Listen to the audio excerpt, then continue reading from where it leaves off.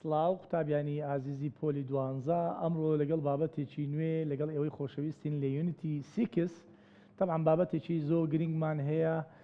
دەربارەی clauses introduced by when, where and why. ئەوە یەک لە بابەتە زۆر گرنگەکانی پۆلی دوانزە یونیت 6 طبعا زۆربەی ساڵەکان پرسیاری کۆتایی کە مەبەستمان پرسیارە گشتیەکانی کۆتایی وزاریە پرسیاری لەو بابەتەی دێتەوە. قوتابیانی ئازیز ئێستا دەین باسی ئەو بابەتە دەکەین بە جوانی و بە پوختی بۆ ئەوەی خۆشەویست ئێوەش بەڕاستی مێشکتان لە لای ئێمە بێ بۆ ئەوەی لە بابەتەکە بە جوانی تێبگەن. طبعا قوتابیانی ئازیز clauses introduced by when, where, why مەبەستمان لەوەیە ئەمە دەرسانی ڕابردوو باسی نیمسەرسەی پەیوەندیمان کردووە کاتێک بە which و who دەست پێ دەکاتن. ئەمڕۆ نیمسەرسەی پەیوەندی دەست پێ دەکە بە when و where و why. ئایا when و where و why چۆن بەکاردێ بۆ پێکبەستنەوەی دوو ڕستە کە یەکێکیان ڕستەی سەرەکیە یەکێکیان تەواوکەریتی. ئەگەر ئێمە باسی بابەتی clauses introduced by when, where, why بکەین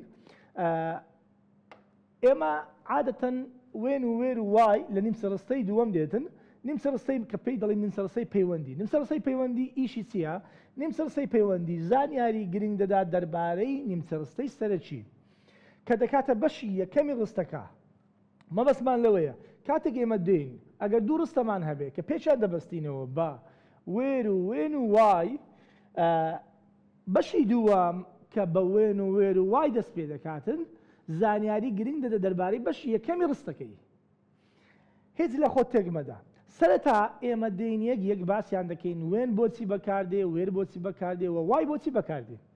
ئەگەر سەرەتا بین باسی when بکەین. when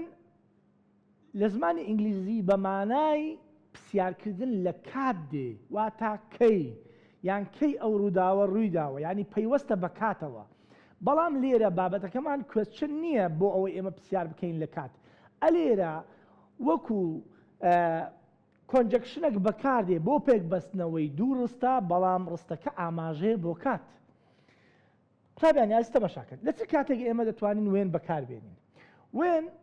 هەر کاتێک ڕستەکەمان ئاماژەی کرد بۆ کات یان کاتێک لە ڕستەکەدا هەبوو کات وەکو چی؟ کات وەکو the time وشەی the time or the day واتە ڕۆژ and the date واتە بەروار and year or month or season واتە وەرز یعنی ئەوەش کاتە مانگ ساڵ ئەوانە گشتی ئاماژە دەکەم بۆ کات کەواتە ئێمە هەر کاتێک ئەم وشانەمان هەبوو کاتێک دەمانەوێت دوو ڕستە پێک بەستینەوە بە هەبوونی ئەو وشانە ئێمە دەبێت چ بەکاربێنین وەکو کەنجەکشن وەکو پێکبەستنەوەی دوو ڕستەکە دەبێت when بەکاربێنین. For example, we have some examples about the subject. The day when the concert takes place is Sunday. ئەو ڕۆژەی کە کۆنسرتەکە دەست پێ دەکا چ ڕۆژێکە؟ سەندەیە. کەواتە ئەگەر ئێمە سیرکەین قوتابیانی خۆشەویست تەماشاکەم بابە. ئێمە لێرە ئەگەر ئێوە تەماشا بکەت بە when پێکمان بەستایتەوە کەواتە بەشی دووەم زانیاری گرنگ دەدە دەربارەی بەشی یەکەمی ڕستەکەی. بەڵام لە پێش وێنەکەی چ شتێکمان هەیە ئێمە ئیجبار کردووە ئێمەی ناچار کردووە کە when بەکاربێنین تەبعاً وشەی the day هەیە کەواتە کات هەیە. مادام کات هەبوو کەواتە ئێمە دەبێ when بەکاربێنین. The day when the concert takes place is Sunday. ئەو ڕۆژەی کە کۆنسرتەکە دەست پێ دەکا سەندەیە. And also we have another example about when. Monday is the day when we begin the work week. طبعا دووشەممە ئەو ڕۆژەیە کە کاری هەفتانەمان ئێمە دەست پێ دەکات. ئەگەر ئێمە تەماشا بکەین when بەکار هاتووە لە بۆ پێکبەستنەوەی دوو ڕستەکە بەڵام لە پێش وێنەکە چ هاتووە قوتابیانی ئازیز؟ day and Monday ئەوانە هەردووک ئاماژە دەکەن لە بۆچی؟ لە بۆ کات. And also we have another example. Midnight is the time when the day changes. دوانزەی شەو ئەو کاتەیە کە چی ڕوو دەدا؟ دوانزەی شەو ئەو کاتەیە کە بەروار دەگۆڕێ یان ڕۆژ دەگۆڕێ. The date changes بەروار دەگۆڕێ کەواتە قوتابیانی خۆشەویست کاتێک من سیر دەکەم وشەی تایممان هەیە ئەند وشەی میدنایتمان هەیە وشەی میدنایتم هەیە and time we should use when ئێمە دەبێ when بەکاربێنین لەبەر ئەوەی تایممان هەیە میدنایتمان هەیە کەواتە ئێمە هیچ خۆم شۆژ مەکەم قوتابیانی عزیز هەر کاتێک لە پرسیارەکەی سیرکە بزانە ئاماژە بە چ دەکا ئاماژە بە کات دەکە بە شوێن دەکە یان بە ریزن دەکە هۆکار دەکە بە گوێرەی ئەوە ئێمە وێن و وێر و وای بەکاردێنین. And also we have another example. Summer is the time when people enjoy warmer weather. تەماشاکرد دیسان وێنمان بەکارهێنا بەڵام لە پێش وێن چ هەیە time and summer. Summer یەک لە سیزنەکانە و هاوین ئەو کاتێک کە people enjoy warmer weather کە خەڵک حەز بە جەوێکی یان کەش هەوایەکی فێنک دەکات. July and August are the months when most people go on holiday. تەماشاکرد ئۆگەست و جوڵای ئەو مانگانن کە زۆربەی خەڵک حەز دەکەن بچن بۆ پشوو یان بچن بۆ سەیرانگاکان و بۆ گۆڕینی کەش و هەوا. ئێستا ئەوە ئەو نمونانە بوو کە ئێمە لە هەموو حاڵەتەکان وێنمان بەکارهێناوە دەبێ ئەوەت لە بیر بێ هەر کاتێک ئەو وشانەمان هەبوو ئێمە دەبێ وێن بەکاربێنین لەو داشەی کە دەماندرێت لە ئیمتیحانی وزاری. قوتابیانی خۆشەویست تەماشاکەن ئەگەر ئێمە تەماشا بکەین هەندێک نمونەی ترمانەیە تەماشاکەن ئازیزان 2001 was the year was the year the new century began right 2001 was the year the new century began 2001 ئەو ساڵەیە کە سەدەیەکی نوێ دەست پێ دەکاتن ئەگەر ئێمە تەماشا بکەین قوتابیانی خۆشەویست تەماشاچی ئەو کوێستچنەی بکەین وێرمان هەیە تەبعاً هیچ شتێکمان هەیە لێرە ئاماژە بە وێر بکە 2001 was the year خۆی ئەوە کاتە کەواتە وێر لە بۆ شوێن بەکاردە بە هیچ شێوەیەک ناتوانم لێرە بەکاری بێنم هو لە بۆ ناوی شەخص لە بۆ کەسێک بەکاردێ کەواتە ئەلێرە بە هەمان شێوە ناتوانم بەکاری بێنم وای لە بۆ ریزم بەکاردێ کەواتە ئێرەش ریزممان نییە هیچ هۆکارێکمان نییە لە ئەوەی وای بەکاربێنین بەڵام وێن بەڵێ ئێمە دەتوانین بەکاری بێنین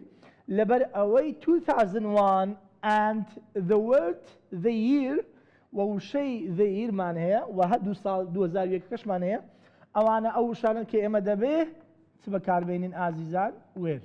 کەواتە ئێمە لەو بۆشاییە دەبێ وێر بەکاربێنین لەبەر ئەوەی ئاماژە دەکە بە کات ئەگەر سەیری کوێستچنی دووەم بکەین یان example دووەم I'm hoping for a time we can be together again ئەمن هیوا دەخوازم بۆ ئەو کاتانە کە ئێمە بەیەکەوە بووین کەواتە وشەی چمان هەیە قوتابیان time و هیوا خواستنە بۆ ئەو کاتانەی کە ئێمە بەیەکەوە بووین یان وەکو خێزانێک بەیەکەوە دەژیان وێر بەکار نایێت تەبعاً ئاماژە ناکە بۆ شوێن بە هیچ شێوەیەک وێن بەڵێ ئاماژە دەکە بۆ ئەو کاتانەی کە ئەوان بەیەکەوە بوون کەواتە من بە هەمان شێوە دەبێ لێرە وێن بەکاربێنین لەبەر ئەوەی وشەی تایممان هەیە وای بۆ ریزم بەکاردێ و هو بۆ کەسێک یان بۆ مرۆڤ بەکاردێ That's the year dash we get married ئەوە ئەو ساڵەیە کە ئێمە هاوسەرگیریمان تیا کرد when who where why which one is the correct answer کامیان وەڵامی ڕاستە when it refers to the time طبعا when لە بۆ کات دەگەڕێتەوە بەڵێ ئەوەش کاتی تایە لەبەر ئەوەی باسی ئەو ساڵە دەکە کەواتە ئێمە دەبێ بە هەمان شێوە وێن بەکاربێنین هو وچی پێم وتن بۆ کەسێک بۆ مرۆڤ بەکاردێ کەواتە هو بە هیچ شێوەیەک بەکار نایە و وێر بۆ شوێن بەکاردێ بەڵێ ئەوەشیان شوێنی تیان نییە وای بۆ ریزم بەکاردێ وایش لێرە بەکار نایە ئەوە سەبارەت بە وێن ئەوەی کە ئێمە باسمان کرد هەموو شتێکە دەربارەی وێن ئێستا دێین we have another conjunction is where طبعا conjunction ترمان هەیە ئەویش چییە بابەجان قوتابیانی خۆشەویست وێرە باشە وێر بۆچی بەکاردی ئەگەر ئێمە یعنی وەکو question form بەکاری بێنین وەکو فۆرمی پرسیاری عادەتەن وێر بۆ پرسیارکردن لە شوێن بەکاردی بەڵام ئەلێرە وەکو conjunction يعني introduced يعني clauses introduced by when where why كاتێک باسی کلۆز و نیمچەڕستە دەکەین where لە بۆ شوێن بەکاردێ بە هەماشەوە بەڵام فۆرمەکەی پرسیاری نییە کەواتە where کاتێک بەکاردێ ئێمە شوێنێکمان هەبێ یان ئاماژە بکەین بە شوێن وەکو چی the place شوێنەکە the area ناوچەکە the region هەرێمەکە the hotel the school the station the store طبعا وێستگەکە کۆگایەکە قوتابخانەکە ئوتێلەکە the hospital یان مستەشفایەکە یان نەخۆشخانەکە ئەوانە هەموو ئەو شوێنانن کە ئێمە دەبێ کاتێک دوورسە بێکەوە دەبەستینەوە دەبێ وێر بەکاربێنین لە بۆ ئەوانە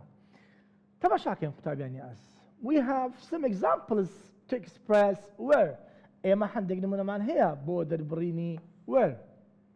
نمونەکانمان تەماشاکەین California is the state where I live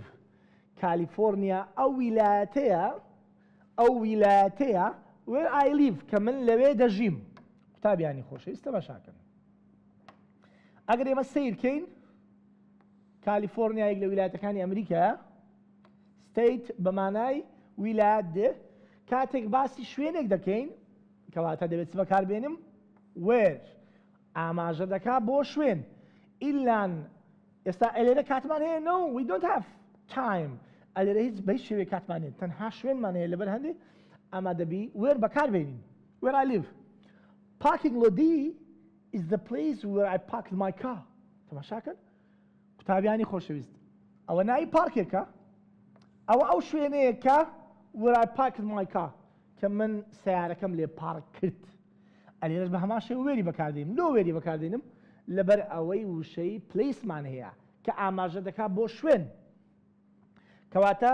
هەر کاتێک وشەیەکمان هەبوو ئاماژەی کرد بۆ شوێن ئێمە دەبێ وێر بەکاربێنین ئازیزان The backyard is the place where we can relax outside تەماشاکەن بەشی پشتەوەی ماڵەوە کە ڕەنگە گاردن یان عەدیقەیەک بێ شتێک بێ ئەوە ئەو شوێنەیە کە من دەتوانم ئێمە دەتوانین چی بکەین لەوێ قوتابیانی ئازیز we can relax outside ئەو شوێنەیە کە ئێمە دەتوانین لێی ئیسراحەت بکەین لێی ئیسراحەت بکەین یان لێی بەحەسەینەوە کەواتە ئێمە ئەلێرە هەموو شەی پلیسمان هەیە هەم باکیاردمان هەیە کە مەبەستمان شوێنێکە بەشی پشتەوەی ماڵە ئەوەش بە هەمان شێوە وێر بەکاردێنین لە بۆ وەکو conjunction بۆ دەربڕینی نیمچەڕستەی پەیوەندی This is the shop where I bought my bike ئەوە ئەو دوکانەیە کە من پاسکیلەکەم لێ کڕی کەواتە قوتابیانی ئازیز دیسان وێری بەکارهێناوە لەبەرچی because we have the word shop لەبەر ئەوەی وشەی شۆپمان هەیە شۆپ بەمانای دوکان دێ کەواتە بەمانای دوکان بێ یعنی مادام ئاماژە دەکات بۆ شوێنێک کەواتە ئێمە دەبێ وێر بەکاربێنین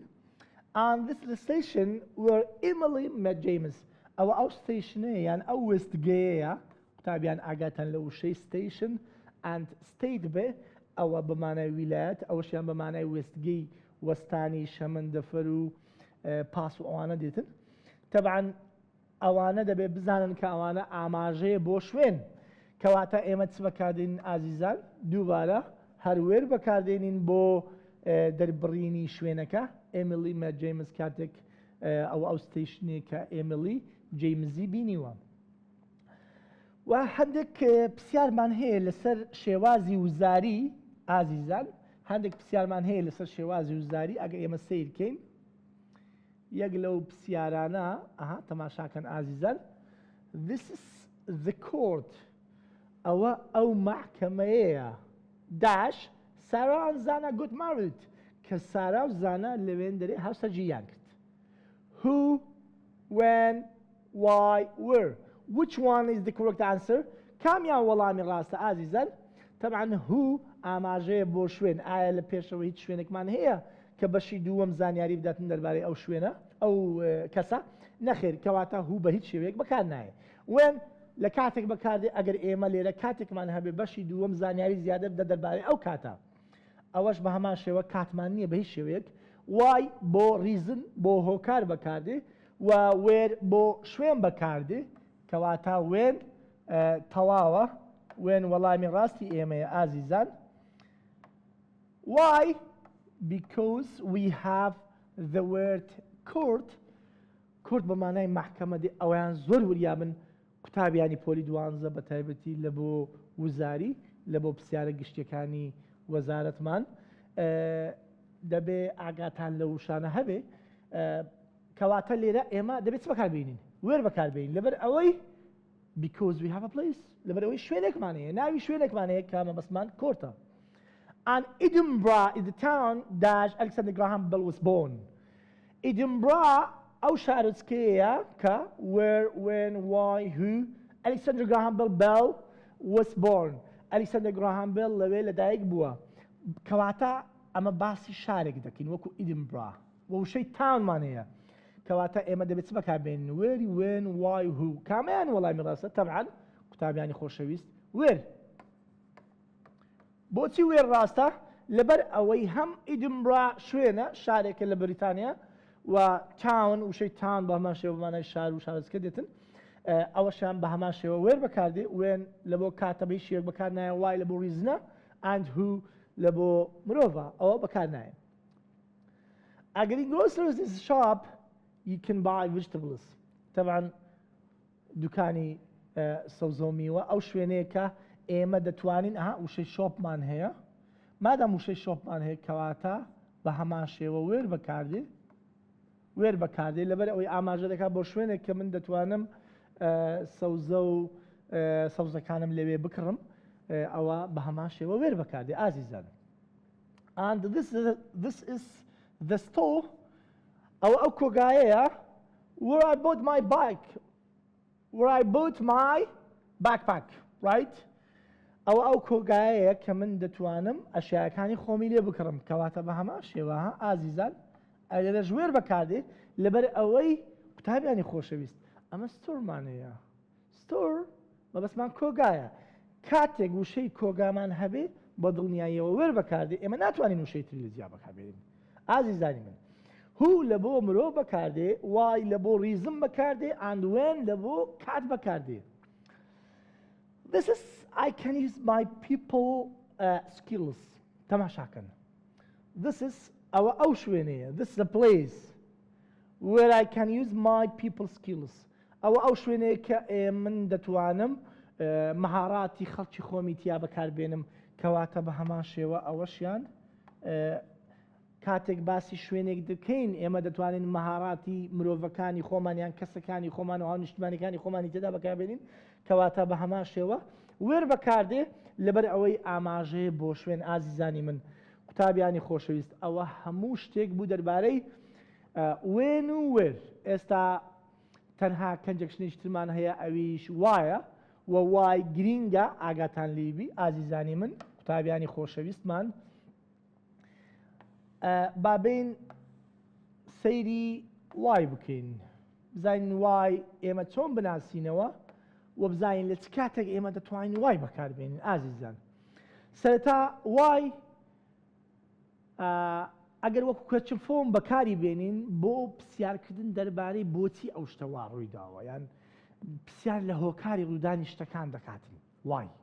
کەواتە هەر کاتێک ئێمە وایمان بینی دەبێت شتێک ڕووی دابێ عادەتەن ئەگەر ئێمە پرسیار بە وای بکەین لە وەڵام دەبێت چ بەکاربێنین بیکۆز بەکاربێنین بەڵام ئەلێرە وەکو کەنجەکشن بەکارهاتووە دەربارەی ڕووداوێک کە ڕووی داوە و ئەو ڕووداوە هۆکارێکی هەبووە یعنی ئەو شانێک کە ئاماژە دەکەن بە ریزن بە هۆکار ئەوانن کە ئێمە دەبێ بیان ناسینەوە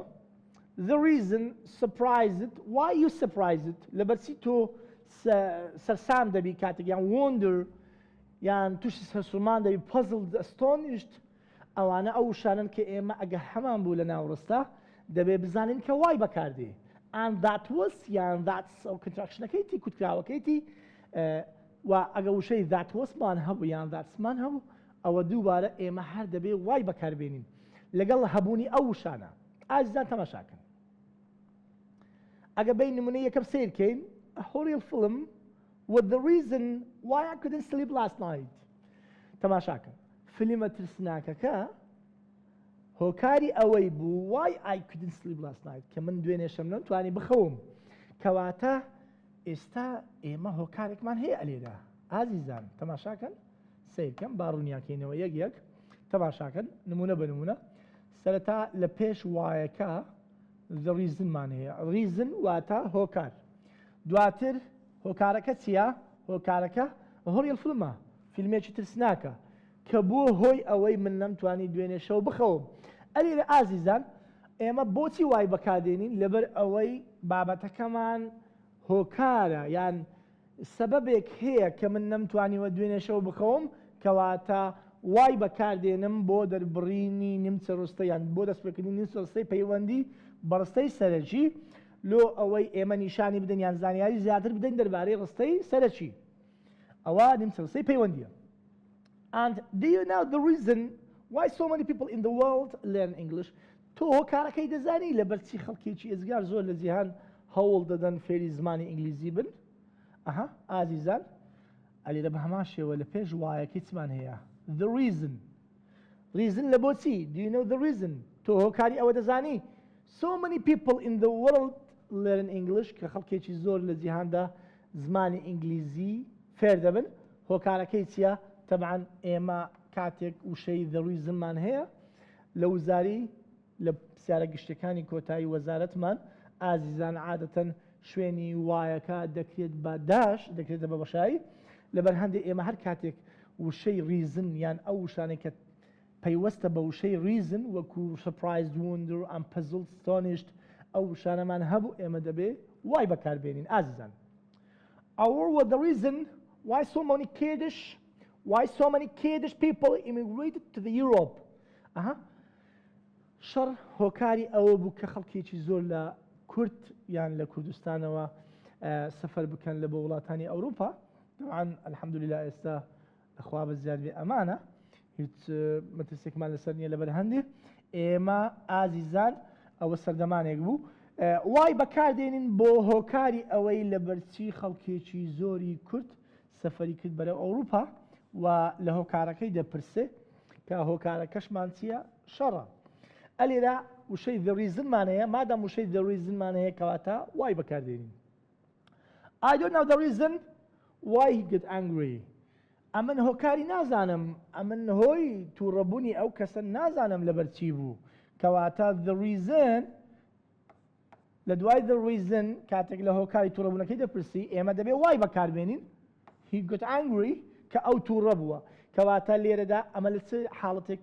وای بەکاردێنین ئەگەر وشەی the reasonمان هەبی یان surprise یان wonder یان astonished ئەو شانە puzzled ئەو شانەمان هەبوو ئێمە دەبێ وای بەکاربێنین ئازیزان. ئێستا هەندێک پرسیارمان هەیە لەسەر شێوازی پرسیارە گشتەکانی کۆتایی ئازیزان سیرکەین ئەگەی ئێمە the reason dash I didn't call you is that I lost your phone number. هۆکاری ئەوەی کە من نەمتوانی تەلەفۆن بۆ بکەم is that ئەوە بوو I've lost your phone number من ژمارە تەلەفۆنەکەی تۆم ون کرد بوو یان بزر کرد بوو where when why who ئێستا ئەلێرە ئەگەر وێر بەکاربێنین وێر دەبێت دەتوانین بەکاربێنین نەخێر the reasonمان هەیە reason یعنی هۆ کەواتە ئەگەر هۆمان هەبێ بەبێ دوو دڵی ئازیزان بەبێ دوو دڵی یەکسەر چ بەکاردێنین یەکسەر وای بەکاردێنین ئێمە وای بەکاردێنین وای لەبەرچی وای بەکاردێنین لەبەر ئەوەی because we have the word reason لەبەر ئەوەی وشەی the reasonمان هەیە هۆکارمان هەیە وێر لە بۆ شوێن بەکاردێ وێن لە بۆ کات هو لە بۆ شەخص لە بۆ مرۆڤ I don't understand the reason dash they failed the exam ئەمن هۆکاری ئەوەن تێناگەم بۆچی ئەوان کەوتن لە تاقیکردنەوەکە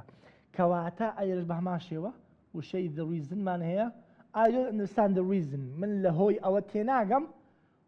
why they failed the exam لەبەرچی ئەوان لە تاقیکردنەوەکە کەوتن کەواتە ئەیرش بە هەمان شێوە وای بەکاردێنین why we use why لەبەرچی ئەمە وای بەکاردێنین because we have the word reason لەبەر ئەوەی وشەی the reasonمان هەیە ئازیزان Can you tell me dash you are late دەتوانی هۆکاری ئەوەم پێ بڵێ تۆ بۆچی تاخیر بووی why بە هەمان شێوە لەبەر ئەوەی هەرچەندە وشەی ڕیزمانیە بەڵام شێوازی دەربڕینەکەی can you tell me دەتوانی پێم بڵێ why you are late لەبەرچی تۆ تاخیر بووی یان دواکەوتی ئەلێرە هەم کوێسچنە why وەکو کوێسچن بەکار هاتووە هەم ریزنیشە لەبەر ئەوەی ئەو کەسە maybe he's surprised when you are late ئەو کەسە لەوانەیە توش سەسڵمان بوو بێ کاتێک تۆ تاخیر بووی ئەلێرش بە هەمان شێوە دی وەڵامی ڕاستە ئەلێرش ئەی وەڵامی ڕاست بوو تەبعاً ئەلەوەشیان سی وەڵامی ڕاست بوو ئازیزان The coach is surprised ڕاهێنەرەکە تووشی سەرسوورمان بوو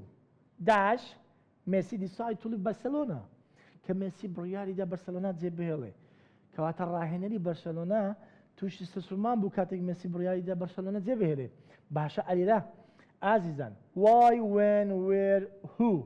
which one is the correct answer when we have the word surprised کاتێک وشەی surprisedمان هەیە کەواتە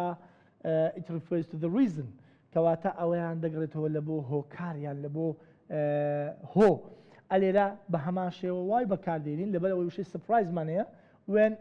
کاتێک بەکاردێنین ئەگەر کاتمان هەبێ وێریش کاتێک شوێن هەبێ هوش کاتێک ئاماژە بکە بە مرۆڤیان زانیاری بداتن دەربارەی کەسێک That was I got interested بە هەمان شێوە وتم that was یان that's ئەوە ئازیزان ئەوانە ئەو وشانن کە ئێمە هەر کاتێک بینیمان دەبێت چی بەکاربێنین why I got interested لەبەرچی تۆ بۆ منە حەزت بە شتەکە هەیە بەو بەرنامە هەیە هۆکارێکت هەیە لەبەر هەندێک that's why we use why هەر کاتێک that wasمان هەبوو یان thatsمان هەبوو ئەو شەیە وەکو ریزن وایە ئێمە دەبێ why بەکاربێنین ئازیزان ئاگاداری ئەو وشانە بەڕاستی ئەو وشانە وشە گرینگەکانن و بابەتە گرینگەکانن ئازیزان ئەوە ئەو بابەتە بوو دەربارەی وێن و وێر و وای ئێستا بین هەندێک پرسیاری وزاری تەماشا بکەین دەربارەی ئەو بابەتە لەوەی قوتابیانی خۆمان زیاتر سوودمەند بن لە پرسیارە گشتیەکانی وەزارەتی خۆمان سیرکەن ئازیزان ئەها ئەگەر ئێمە سەیری ئەو کوێسچنە بکەین we have in 2025 second attempt لە 2025 خولی دووەم ئەو پرسیارەمان هەبوو باشە to learn a new language it's better to live in a country dash the language spoken بۆ ئەوەی ئێمە فێری زمانێکی تر بین وا باشترە کە بچین لە وڵاتێک بژین کە بەو زمانە گفتوگۆکەن لێرە قوتابیانی عزیز ئەگەر ئێمە سەیری ئەو داشە بکەین لە کۆتایی بەشی یەکەمی ڕستەکە ئەگەر ئێمە سەیر بکەین ئازیزان تەماشاکەن ئەها قوتابیانی خۆشەویست باشە ئەها to learn a new language it's better to live in a country وشەی country یعنی شوێنە کەواتە مادام شوێنێکمان هەیە ئێمە دەبێ وێن بۆ کاتە نەخێر سەیری پێش داشەکە بکە ڕێک وێن بۆ کاتە ئایا country ئاماژە بە کات دەکە نەخێر country ئاماژە بە وڵاتێک دەکە بە شوێنێک دەکە کەواتە دووبارە وێن بەکاردێنین ئێمە وێر لە بۆ شوێن بەکاردێن لەبەر هەندێ بی وەڵامی ڕاستە هوو لە بۆ مرۆڤە نەخێر هیچ زانیارێک نادە دەربارەی کەسێک وای لە بۆ ڕیزنە نەخێر ئەوە زانیاریش نییە دەربارەی هۆکارێک یان ڕووداوێک لەبەر هەندێ وێر لێرە بەکاردێنین And also we have another question. Grade 12 was dash I decided my future career. قۆناغی پۆلی دوانزە ئەو قۆناغەیە کە من دەتوانم بڕیاری کاری داهاتووم بدەم لە ژیان کەواتە بە پێی ئەو نمرەی کە بەڕێز بەدەستی دێنی لە پۆلی دوانزە دەکرێت تۆ ببیە دکتۆر کاری داهاتوت دکتۆری بێ کاری داهاتوت ئەندازیاری بێ کەواتە when which the time when or both A and B okay the first one when we have when طبعا قۆناغی دوازدە کاتێکە ستیجێکە یعنی قۆناغێکە لە قۆناغەکانی ژیان کەواتە ئەو کاتەیە کە من دەتوانم بڕیاری کاری داهاتوم بدەم کەواتە وێن دەتوانین بەکاربێنین بەڵێ دەتوانین بەکاربێنین هیچ کێشەی نییە grade 12 was when I decided my future career بەڵێ تەواوە کەواتە ئەی تەواوە which ئایا دەتوانین بەکاربێنین نەخێر ئاماژە دەکات بۆ شوێنێک یان زانیاری دەربارەی شوێنێک نەخێر C دەڵێت چی grade 12 was the time when I decided my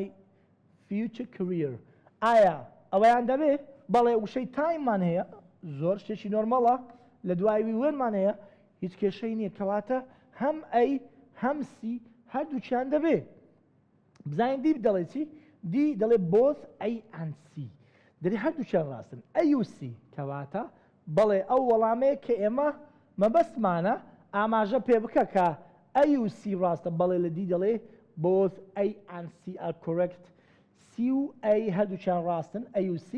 کەواتە ئێمە دی هەڵدەبژێرین ئایا من دەتوانم مامۆستا سی هەڵبژێرم نەخێر بە هیچ شێوەیەک لەبەرەوەی تۆ وەڵامێشتی ڕاست هەیە ئەویش ئەیە دەبێ یەک لە مەڵتیپل چۆیسەکان هەڵبژێری کە ئاماژە بکە بە هەردوو وەڵامی ڕاست ئازیزانی من and in 2025 first attempted لە 2025 طبعا ئەوە خولی یەکەم بوو ئەگەر بین 2024 خولی دووەم 2024 second attempted لا 2024 خولی دوام right also we have another question right we walked into the room ئێمە دەڕۆین بۆ ئەو ژوورەی she was sitting کە کچەکە لێی دانیشتووە کەواتە ئەلێرە قوتابیانی خۆشەویست ئاماژە بەچ دەکا ئازیزانی من ئاماژە بە شوێن دەکا the room مادام باسی شوێنێک دەکە کەواتە when where who why کامیان بەکاردین بە دڵنیاییەوە وێر بەکاردین لەبەر ئەوەی ئاماژە دەکە بۆ شوێن یان پرسیارشتمان هەیە this island is the dash I most like to be in summer ئەوە ئەو دورگەیە کە من زۆر حەز دەکەم لەوێ بم لە کاتی هاویندا یان لە وەرزی هاویندا باشە this island is the region why